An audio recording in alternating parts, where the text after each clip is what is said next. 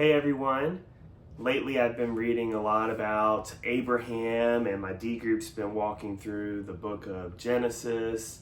And today I just wanted to share a passage that is from Hebrews chapter 11. This chapter's referencing the faith of many people who went before us. And there's a part of this chapter that talks about Abraham. So it's in Hebrews chapter 11, verses 17 through 19. So I'll go ahead and read them. By faith, Abraham, when he was tested, offered up Isaac.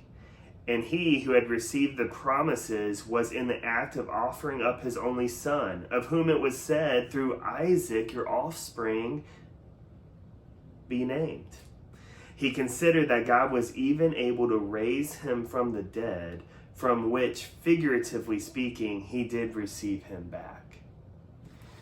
What a powerful passage. If you remember the story that this is referencing to in Genesis, Abraham was given a promise that he would be the father of many people. And God told him that that line would go through Isaac. So then one day, God tested Abraham, and he told Abraham to go and sacrifice his son, Isaac.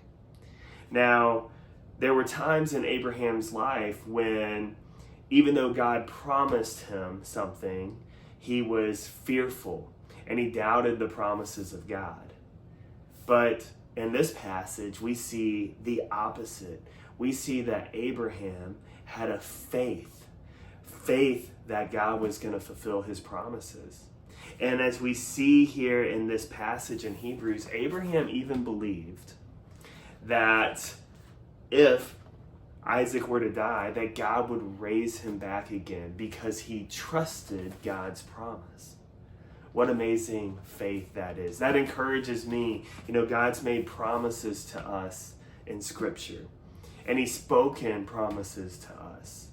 And so often I doubt those promises, and I get fearful, and then I make decisions based off of fear. But this passage reminds me that I need to trust in God's promises, and not respond out of fear, but respond out of faith like Abraham did here.